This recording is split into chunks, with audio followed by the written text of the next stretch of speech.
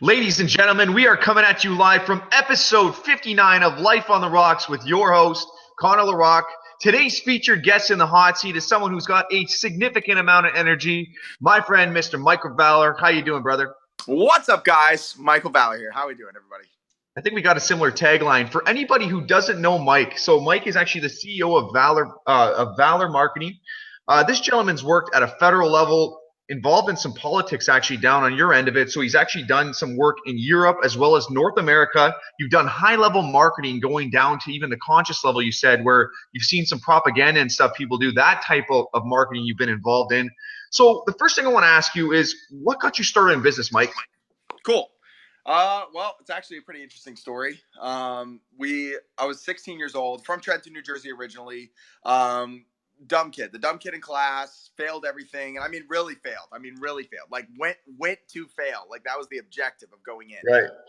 So it's just like, just sitting in school and like constantly getting failing grades. And I was having fun, dude. I didn't care. Like that's always been my personality. It's like, I just never really cared. It didn't matter. It was just like, have as much fun as possible.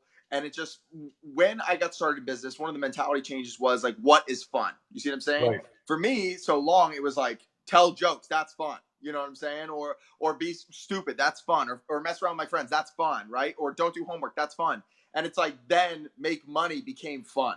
You see what I'm saying? Make money became fun. Inspire people became fun. Talk on stage became fun. And those are the things that kind of got me into like business. I've always been in advertising. When I was 15 years old, my first job was at a newspaper, local newspaper. I was selling newspaper ads, $5,000 to $7,000. I was 15 years old. And I was from Trenton. Wow. I was hard, aggressive kid. I was like really trying to push these ads and I sucked at it. I was terrible. I didn't sell anything for 6 months. And then I started reading books and books started changing my life one after the other. I mean, that's the short story of it. It's like I had a mentor. He told me, hey, read these books. You'll start to learn. Learning is a weird thing that you can do. And it like you program these like information tactics into your brain. Then you actually find yourself acting like it in the real world. You see what I'm saying? And Absolutely. that blew my mind, dude, because it's like I love video games. I am a really big technology guy.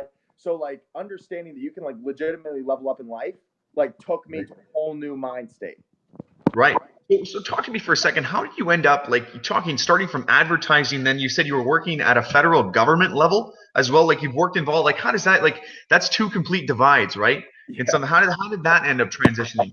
Cool. So your mic's cutting out a bit too. Your mic's cutting out on your phone just a little bit. Okay. Yeah, if it moves, it just cuts out. Sorry about it. Let's see this. This might be better. Is that better? That's better. There we go. Heck yeah. All right. So yeah, I mean, I think with business, as with anything else, as being a human being, okay, you start small and things compound. They get bigger and bigger and bigger as you go on. It's just because you get better at doing it. It's like every human, and here's the biggest law to me for all human beings, period and forever. It's like we get better at whatever we do consistently.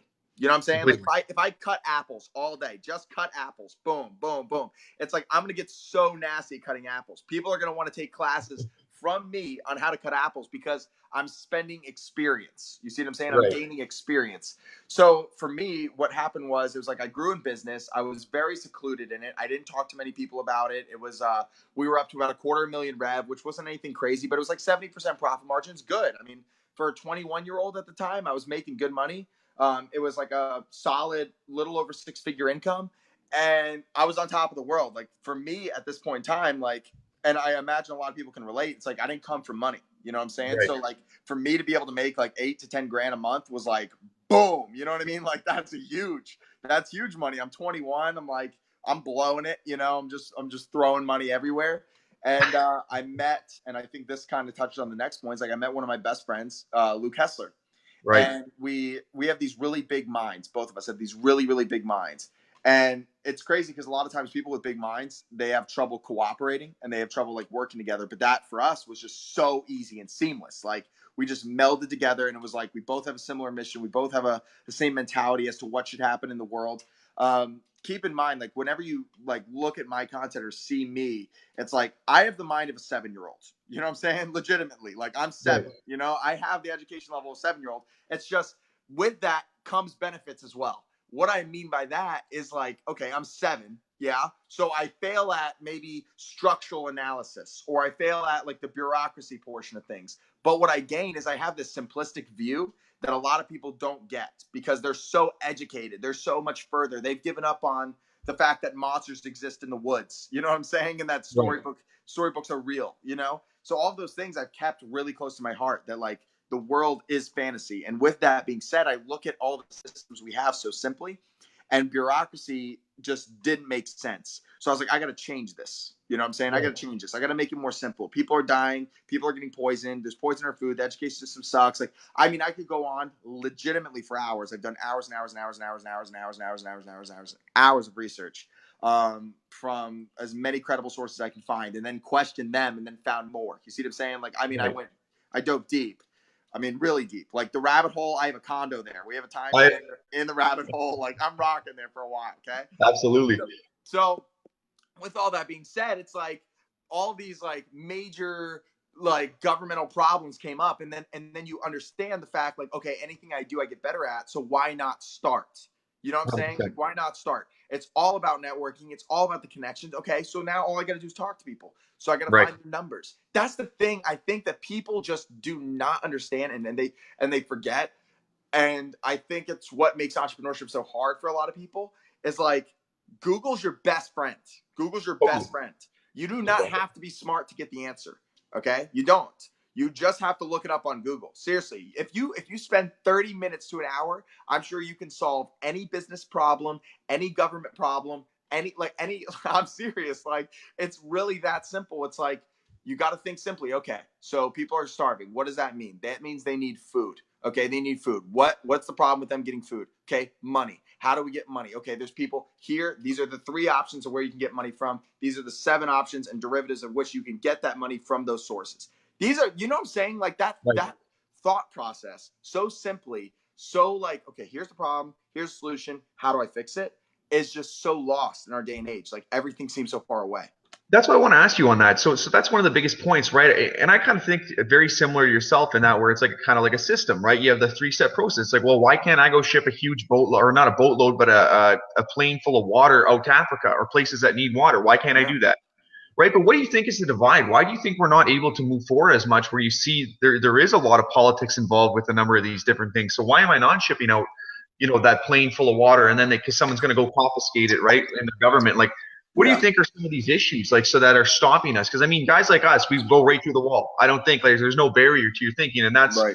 in your like a 7-year-old thinker. Like, what do you think are some of the barriers here for us actually doing this and making a movement similar to yourself, like you've done? You have a lot of followers, man. I've watched you for a while. Yeah, I mean, it comes down to this, dude. So like you got to understand the world is built to lock us up. I mean, from day one, it's to lock you up. It's like, how well can you follow directions? And it goes back to, I mean, it goes way further. I mean, we could talk about like the Rosicrucian eras, like way back in the early, but I'll just talk about the Industrial Revolution here and say that, put yourself in their shoes, in the titans of business and industry who have created the structure that we live in today. Fact, we live in their structure. Fact. Right. Okay? So it's like, okay, so if we live in their structure, let's put ourselves in their shoes. Let's be where they were. Okay, so they own some of the biggest businesses in the world. Oil, right? We've got oil, we got gas, we got cars, we got steel. Okay, now let's say you own those businesses, and the only variable standing in between you and those businesses' ultimate success are people trained to do mechanical-like jobs. Okay, right? And to manage a business. So what do? They create a school system. They create a curriculum. They pay for lobbyists. It's unlimited money. Imagine you're in their shoes. You have unlimited money. You have full access. There's very little in laws and regulations at this point. So it's like, okay, let's make a curriculum. Let's hire some teachers. Let's make our own schools. Let's talk to the politicians. Let's pay the politicians $2 million to change the law. No problem. See what I'm saying? Like, yeah. So when you design the system to build you workers, your businesses then thrive. But then at that same time, your objective is to show people that you have to be really smart to start a business, or you have to be really rich to start a business, or you have to, in order to do what you want to do or to excel in life, all of these things are outside of your control. That's the thing. It's like, let's develop everything we can. Let's twist religion. Let's twist education. Let's twist the mentality of the traditional family. All of it in order to tell you you are not in control.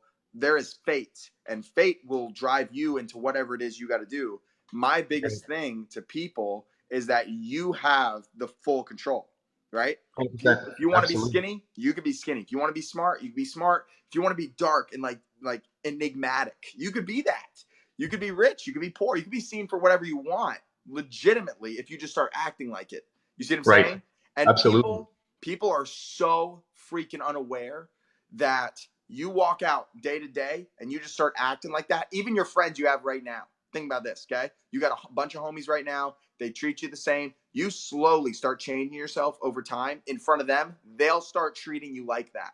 That's how crazy it is. You see what I'm saying? Like, you can even program your friends and family to start treating you however you need to. So it's like there's no excuse. You know what I'm saying? Like, you could be anything you need to be.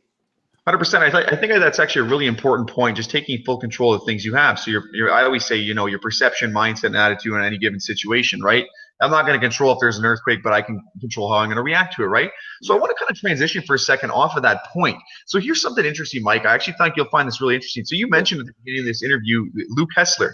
So everyone knows that gentleman. Like, I saw this kid years ago with Alex Morton and all those guys with Vima. Were you part of Vima? That's a question I want to ask. No, I met him after. Yeah, I met him after Vima. That's hilarious. Yeah. No, because I actually find that really interesting, because I remember seeing this when I was growing up. When I was going to actually join there, I seen them pushing a movement. That was another thing, like the YPA movement they had going on. Yeah. So talk to me for a second. You have, what's it called? We call it the Gold Movement. Like, it's so we've got the Golden Movement with the Golden Movement. Okay, yeah. Yeah, the Soldiers of Success, dude. And it's all about, I think the main 2 points of that organization is typically, number one, discipline. Okay, I think discipline's freaking huge. Okay, the big thing. I mean, that's the thing they slam the most. You know what I'm saying? It's like there's people who are trained in discipline and listening to others. But when it comes to disciplining yourself, that's a lost cause. Like, people just don't have that. It's like, because it's so promoted. Like, every advertisement is eat this food, smoke this cigarette, drink this drink, be with this girl. You know what I'm saying? It's consistent. Right. Spend that extra money. Like, it's constantly trying to make you do the thing that you lust to do, and to like fall into that carnal desire, instead of being like actually disciplined. Okay, this is what I want. This is how it's done. If I do it, I get it. That's it. And that's so many times the truth. And then the second thing is like complete. How can I say this? This is actually really interesting. We're playing a game. The game is, you have this avatar. The avatar is human. Okay, I'm a human being. I can level up this avatar. I can make it stronger, faster, higher agility, more intelligence, whatever it is I need to do. I can dress the avatar up however I need to operate in the world the way I want. And everyone, and this, you just got to understand the rules of the game, right? And the game you're playing. Here's the structure. Nobody knows they're an avatar. See, because everyone loves themselves so much. Like, I'm me, I'm Michael. Like, this is who I am. Like, this body, this face, this is me.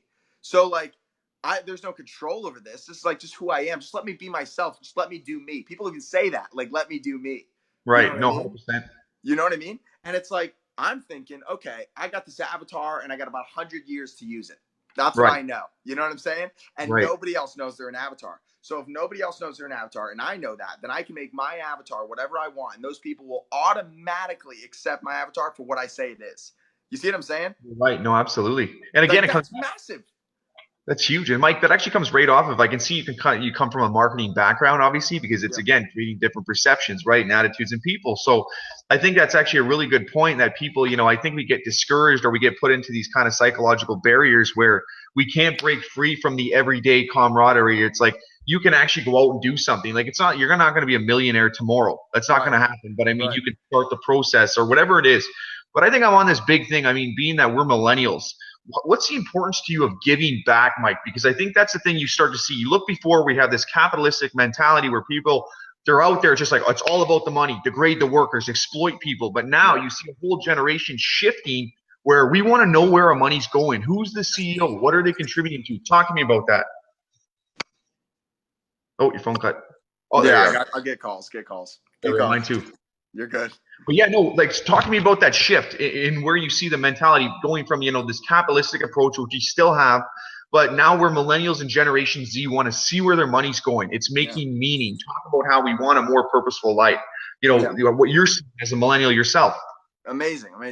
First of all, I'm fascinated with our generation and the generation under us. Super fast paced, super intuitive, super aware. Don't even realize that they're aware. They're just operating based off of that structure. Something I Right. implore all of those people to do is to start paying attention to what you're experiencing, and then whatever you just paid attention to, pay attention past that. Right. That's the thing. That's the thing, because it's just so you're so caught up in this experience, and it's like out, out, out, out. Just keep taking yourself out. And I just had to say that to the millennials, period. Because I think that's something that they get lost in. You know, they get lost in being whoever it is they're told to be, and even it's hard to explain in English words because they're trying to create barriers with the language of Right. like not being able to transpire past this level of awareness. But I think that what you're about to see, and I follow patterns pretty hard. I've done For a sure. lot of historical research when it comes down to like, I've gone to libraries where it's like, you can't even check out books. Like you have to pull out the parchments, like read it with a magnifying glass, like there, you can't leave. You have to pay $1,000 to even enter the libraries. Like there's crazy, and reading's so powerful. But what I think, my humble opinion, is that you're going to see a movement over the next 20, 30 years where humans are going to be way more united under one front, where it's going to be like, okay, someone's going to come and say this, by the way. It's not like a multitude thing. Someone's going to come say this, and then it's going to start happening. You've got one, humans are all human. Blood is blood. Human is human. That's going to come. Boundaries, they're going to go away. More awareness and understanding that people can choose their own way of life, and whatever way they choose is right, because all ways are right, because it has to be that way. It can't be all one way. See what I'm saying? Right. Because there's no one direct answer, because we live in a perceptive reality. Like Right. everything's perception. So how can anything be right? Because then it would be one person's perception's right.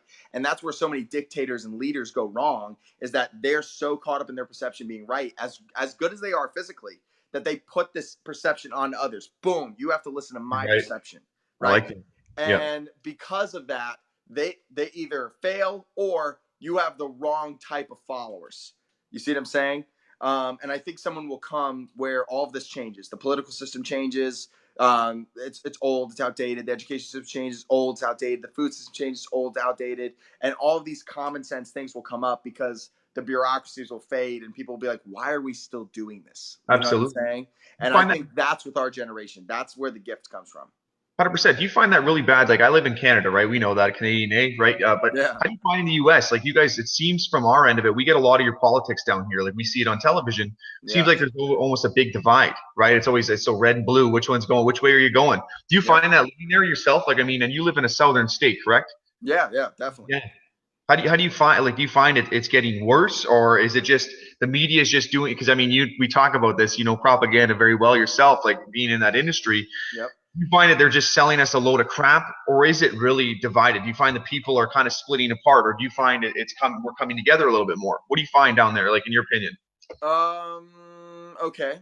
There's two views. Aerial view of the spectrum. Yes, we're obviously getting more divided.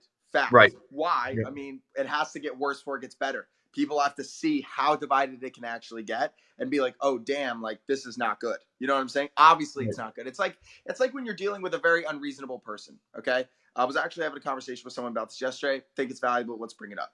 So I was talking to somebody, and they were like, "Okay, this person wronged me." Okay, because they said I wronged them, so I'm going to wrong them back. That's the initial reaction, because we're in a Yeah. reactionary mindset. Okay, Eye for an so eye. so I say, okay, instead of reacting to them, ask them why they feel that way, and then, did you mean to cause that to them? They say, no, I didn't mean to cause them any pain. I didn't mean. Most humans don't. You know what I'm saying? It's like, I didn't mean to cause them any pain, but now that they've caused me pain, now I want to cause them pain. But it's like, let's understand. Okay, why did I cause you pain? Okay, well, you did this, this, this, and this. Okay, well, I'm so sorry that I did any of that. That was not my intention. Is there any way for me to fix that for you? Now we've gotten to the root of the issue. Now that person has the full authority to either be a dick and like go all the way down and be like, okay, screw this. Like, I'm still mad. I'm still a bad person. Or they can be like, okay, they got to the root of the issue. That was not their intention. Let's solve this. And a solution oriented mindset.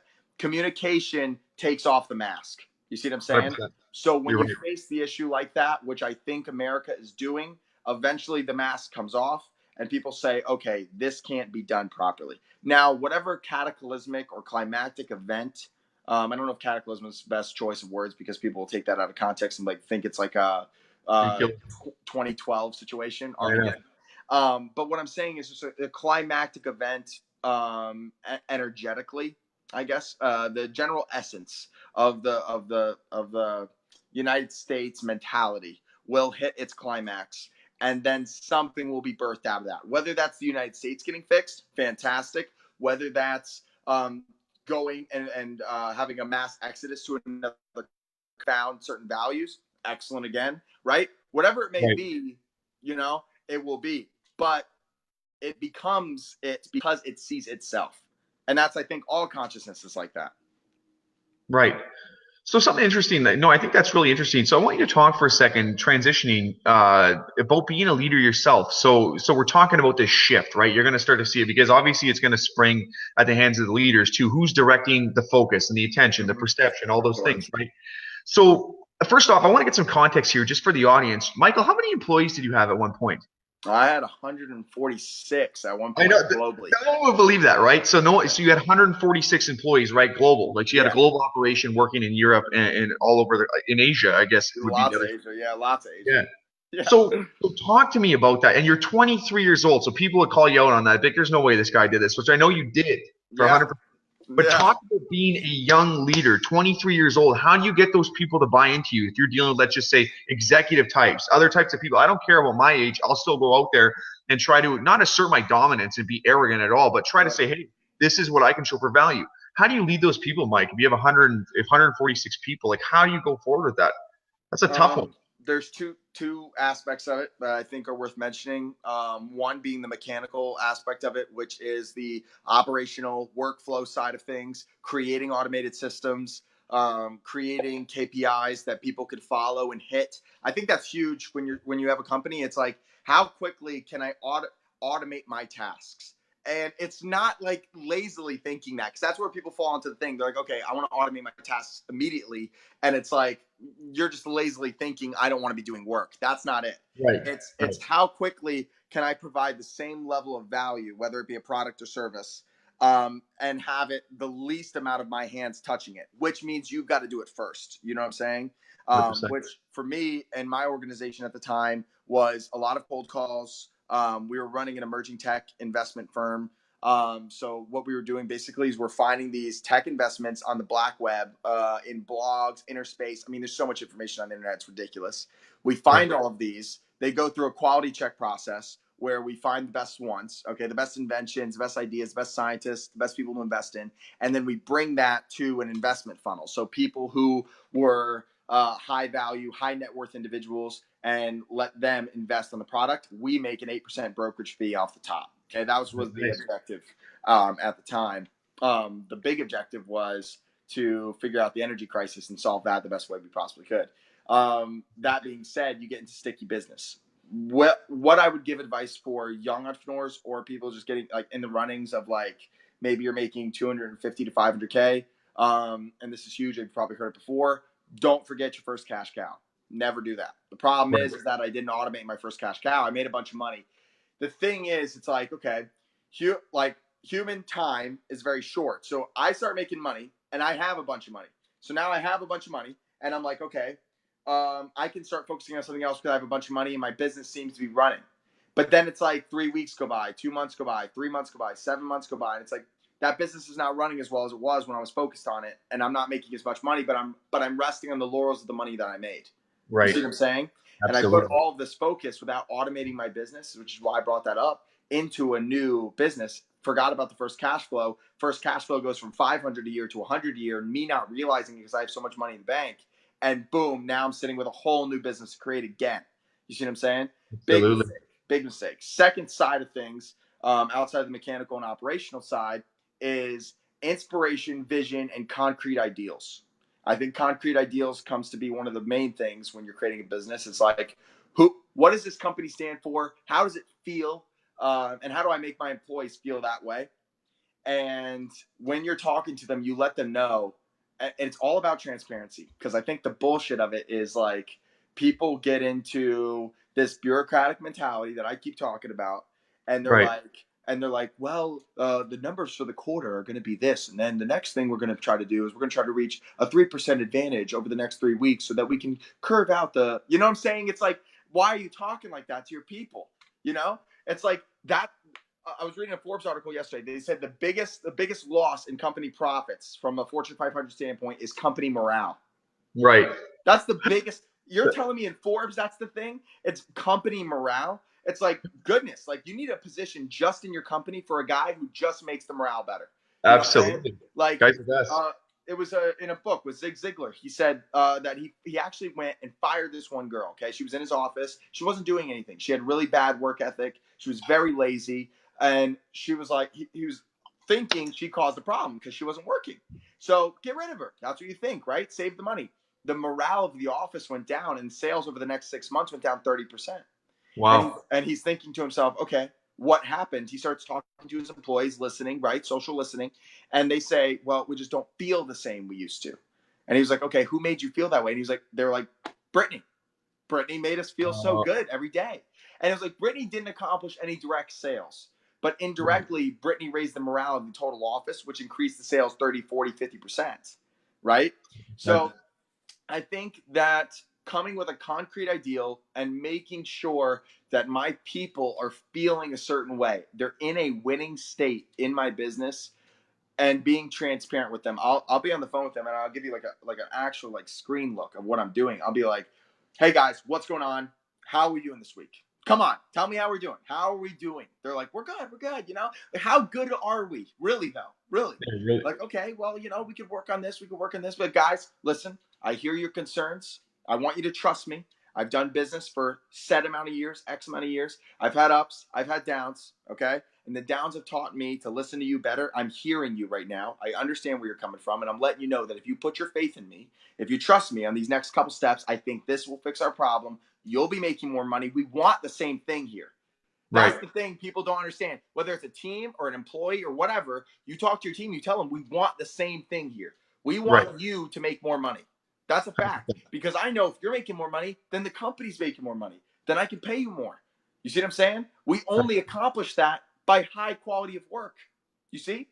It's like, if you're not handing me work that you're proud of every single time, you know, when you like, and I told you I'm 7, right? So you get second grade and you have a paper that you did, okay? And you bring it to class and you're super proud of it. You're like, oh my gosh, like this is about to be so good, dude. Like, I can't wait to share it, you know? That is the level of enthusiasm you should have with your work every day. That's where companies go wrong. That's where bosses are like trying to set KPIs. And so I look at my guys and it's like, dude, I'm not going to give you a thing to hit. You just go do your freaking best. And if you can hand it to me and say, I gave everything to it, you know, then it's like, good shit. You know what I'm saying? Like, there's nothing more I can ask of you. I think that's actually a really interesting concept and goes right off a gentleman I interviewed. You got to meet this guy. So Jay Duran. So Jay Duran, if he's out there watching this, if he clicks in after, you got to check this gentleman out on Facebook. He's like he's a culture coach for CEOs, all your top companies. He works with Brad Lee. So one of Grant Cardone's guys.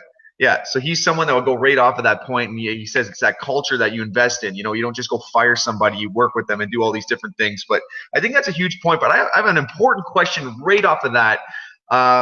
This is the big one, Michael. So I'm going to cross gears again because this all relates to marketing. This all relates to how you deal with people, leadership, all these other facets and things. Yep. Mike, we all have digital marketing agencies, a number of us, right? All of us, the ones that actually get it. We actually made sense that this is a great opportunity. We've seen Ty Lopez doing it. But how do you break through the noise of a saturated market like marketing? How do you break through the noise so like guys like you and I can go in and actually have a point, not just saying, here, well, I'm going to just do your social media stuff. Right. So someone like you that's been successful at it, how do you do it? Like, what are some techniques? And you don't have to give the secret sauce, but what do you think? I think you got 2 things again. It always comes down to a duality perspective for me. Number one, you have to find what your brand speaks to the marketplace. Okay, for example, what I said, like we handle high-level conscious propaganda, high-level thought shaping. Right? So it's like more of a thought-shaping advertisement mentality that when we're talking to a client, it's like we're shaping the image of your business, the position of your business, where it stands in the community, what people think about when they hear the name of your business. And so find the thing that that for you, and it might even work for you to even say what I just said. You know what I'm saying? Like even take Absolutely. that, you know, because the market's saturated, but it's so not. Like there's so many cities that you can go in, start an agency, and just wreck, like just So crush it. true. You know what I'm saying?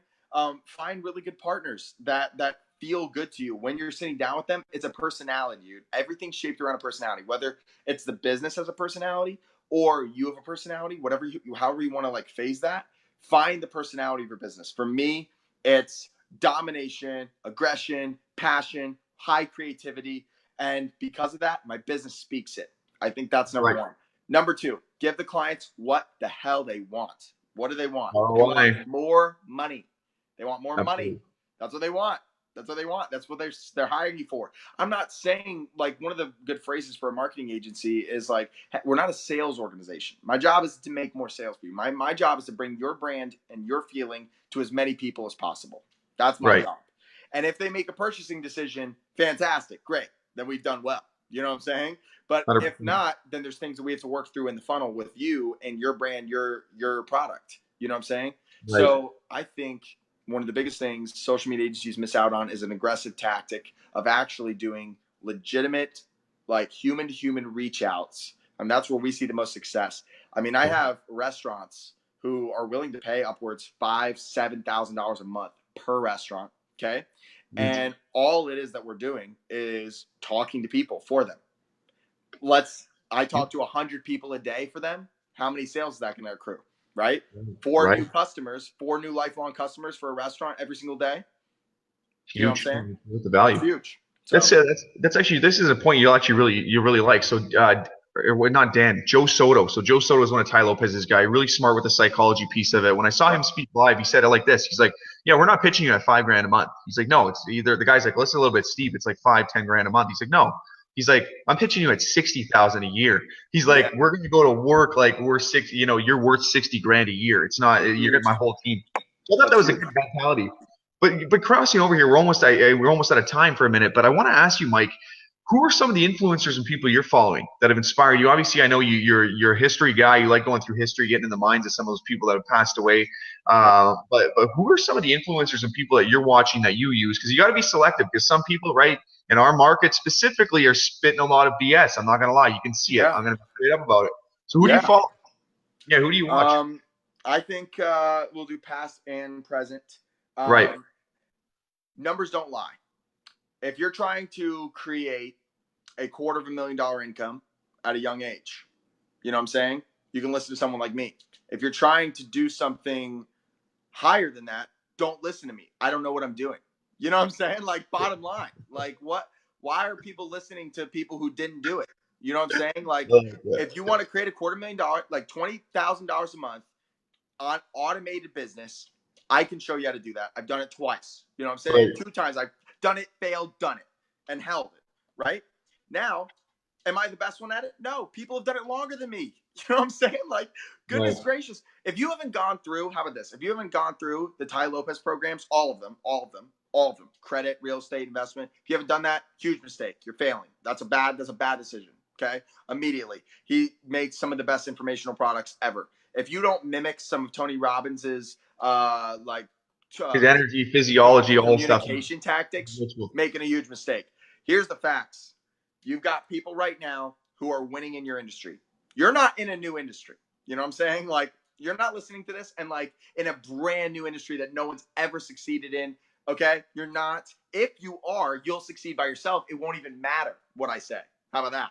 Okay? Right. So you're in an industry that's already been done, you find who did it well, and you do exactly what they did. You become a history buff on that person. So one of the guys I really like, Philip Plein. Okay, he has his own clothing line. Rich, $180 million, lives an amazing lifestyle. Definitely follow him on Instagram. He's incredible, right? Incredible lifestyle. Okay, and I literally became a history buff on him. Everything he did. What investments did he make? What did he buy? When did he buy it? When did he lose? When did he win? Every time his money went up or down, I know about it.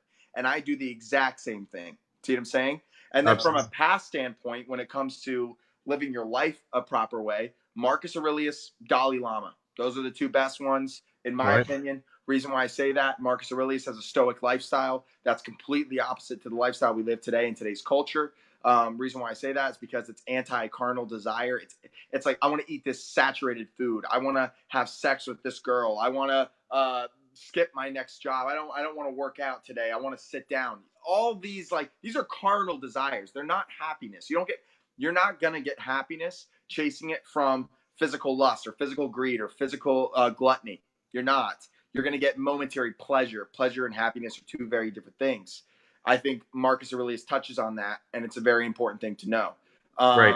On the happiness side of things and the lack of attachment, because I think that's one of the best things for happiness, or at least silence in the mind.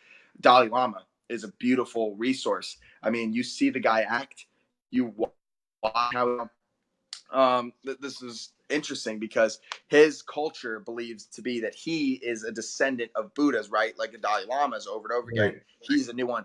And I'm not saying that's true or false because there's no way for me to know that. But I am telling you that this guy grew up in that environment of people thinking that, and that affects a person. You see 100%. What I'm saying? Let's say he's not. Let's say he's just a regular human, and he grew up with everyone thinking he's the Dalai Lama his whole life. That still makes a very impactful person. You know what I'm saying? Absolutely. So, like, worth it to listen to the guy. Those would be my two. And then if you haven't gone through the Ty Lopez programs or follow the lifestyle of Philip Klein, I think you're making a mistake. Are you I really like that. I actually think that those are two huge points, two massive influencers too throughout history. But yeah, Ty Lopez, another big one. Like, even seeing him speak live, you can tell the guy's sharp. Met him one time, like I was able to meet him, but you don't get to talk, right? It's one of those events, everyone swarms them. But yeah, no, totally. I think that's actually a huge point. Everyone thinks so. You see a guy like him, everyone hates on him, and then in the end of it, like, you see his stuff actually works. Like, I started a digital agency, I started doing really well with it. I'm like, okay, this works. You know what I mean? It's similar. Like, oh no, I hate that guy. He's just got the Lambos, all this other stuff, right? But I went through the program. I go through the program. I make $40K a month for the program. I went through the credit program. I have way better credit now. 200 more points. You know what I'm saying? Like, it's just like, you do what it says and it works. Just stop trying to question it and act like you know what you're talking about. You immediately don't. You know what I'm saying? The fact that you're even watching this podcast, that you've gotten to this point, anyone who's gotten to this point, you don't know what you're talking about already. I know you don't. You don't, because why? Why do I know that? Because you've been listening to us talk. Me and you are young. We're not big dogs in any sense of the word. You know what I'm saying? You're obviously, at this point, you're not making enough money to there's people who have made more money than us who have already gotten off this podcast. Boom. Right. They're off. Yeah. You know what I'm saying? They're off. They're off. They're doing other things. There's no reason to listen to this. The reason why you're listening is because you need a change. So if that's true, then just accept it and say, okay, I need a change. I'm not making as much money as whatever it is they're claiming to have made, or whoever it is that I could listen to. And I just have to suck it up. It's the screw me mentality. I tell my friend Hans that all the time, my VP. And, like, I'm a very confident person. I think you are too. I think that with that comes a level of, like, we're young, so we have to have a little bit of arrogance when it comes to, like, sitting down with, like, an older person, like a stern face. And, like, I know what I'm talking about. I have speed. I have organization, all that stuff. Right. But I have a screw me mentality. I really call it the F me mentality. And I do the whole, like, word there too. I'm from you know what I'm saying? But so the screw me mentality is just like, dude, are you there yet? No? Okay, screw me. You know what I'm saying? Like, screw me, I'm not there yet. Screw me. Like, if I'm wrong, screw me. Fix it. Why am I so freaking attached to being right? Why is that a thing? Why is that, like, oh my God, I have to be right so bad? It's like, no, you're wrong. Fix it. You know what I'm saying? Like, if this is the last thing I'll say, I'll be completely done. No problem at all. I think that you can't beat a guy who is so dead set on being right that he's so willing to be wrong. I think that's huge. I think if you're willing to jump, as soon as I'm wrong, boom, I'll fix it, dude. I'll fix it right away. Right. The reason why people lose is because when you're wrong, you hold on to it for another 6 months. Right. It's like, I'm wrong, fixed. I'm wrong, fixed. I'm wrong, fixed. What's right? Tell me what's right. I'll do it. You know what 100%. I'm saying? And as soon as I make that change, I mean, it's instantaneous. Wrong. Oh, someone told me I'm wrong. Fixed. I'm right. Boom. Now I'm right from now on. So I'm minimizing the time of being wrong. I'm maximizing the time of being right. And then people are like, oh, Mike's right all the time. It's like, no, I'm wrong most of the time. When I'm wrong, I just change. You know what I'm saying? Yeah, no, I think that's a very valuable point. I think that's one of the biggest things to evolve and grow as people, right? And that's what you're starting to see. Nobody wants to be wrong. It's like, and I was the same thing in university and other classes. It's like you put up your hand, you get the wrong question, you're like, oh, screw it. You get the right answer after the teacher tells you, right? You're like, okay, I'm not going to do that again, Yeah. right? Last thing I want to ask you, Mike. So this is before, so we'll close this off with this question. So I mean, you're involved in a number of different things. What can we expect from you next? What do you got planned? So you got your marketing company. What else do you see on the go? What are you trying to push or move? Okay, so my main objectives right now is to I'm really pushing for, and this is in the next 2 years. Political run? We have Paul? politics. We have politics on the horizon. I think that eventually the environment will be ready for someone like me to jump in and start like actually speaking. I think there's a lot of people who like hear me and are like, yes, yes, please let him do it. You know what I'm saying? Like Right. just let him do it. And it's because I'm so addicted to doing it right and how wrong I can be and how much I love listening to the people. You know what I'm saying? Like there's no politicians. Like the thing is with politicians, it's like they'll come to you and be like, oh, what do you believe in? You want to be a politician? It's like, I believe in the people, bro. You know what I'm saying? Like Yeah. it doesn't matter at all what I want. It doesn't. Like Right. why are we voting for politicians who want things? Right. You know what I'm saying? You're voting for a politician who wants something, and it's like they're going to do what they want. Why don't a politician's job is to listen to what the people want and do it well. My only thing as a politician is to make sure that when I'm doing it better than anyone else can do it and faster 100%. so that the people get what they want. Political runs definitely down the line. Once I get started on building my brand, so I went hard with my personality brand for a while. Right. We did a lot. I mean, we did 40,000 hours of Valor sales TV, with an man. information product. Yeah, it was amazing, dude. I mean, it was really amazing, honestly. We created a huge ripple in the world. I mean, we saved villages in the Philippines. Like we did crazy stuff. And I think someday soon I'm going to be doing that again. I just want to be Right. very prepared for it when I do, because when I do start speaking and like do my thing again, the way there's a viral and addictive nature to the people who listen to me, and they know that, and I know that, and we have that relationship with each other, like my listeners and me, and it can get out of control if I don't have myself proper, and I think I have time to do that. You know what I'm saying? I'm 23 years old, and over time, I'm going to get to a point of maturity and understanding that then I can start building the personal brand to where I want it to be. Right. The marketing company the goal is to get to an automation point, which is about 100,000 a month for me. That's where my business is showing. 100,000 a month, I can hire the help and infrastructure to make sure that's automated. That I'm pretty hands off. Right now we're at 40, so it's nothing crazy. I have a software company that does 10 a month right now. Nothing big. I'd like to get that up as high as possible. Really, it's creating all these cash flows so that in the next 5 to 7 years, I'm sitting on a foundation that I can make some real drastic change. I like beating the bad guys. That should be the tagline. I just like beating the bad guys. Like who's ever doing bad in the world, please, whenever I'm ready, like soon, like that will happen in my lifetime. Okay. Clock's ticking. You know what I'm saying? When that comes, you got me to deal with. You know what I'm saying? Like I'm just not gonna let bad things happen anymore. You know, people shouldn't die from random diseases. We should fix those. People should be eating. You know what I'm saying?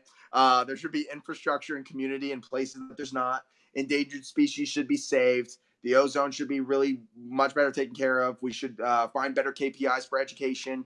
The banking system is really helping out just a few people, and there's no education as to who that is or not. There's a lot of things I got to fix, and I think I'm going to need the help of as many people as possible in the golden movement to fix that eventually.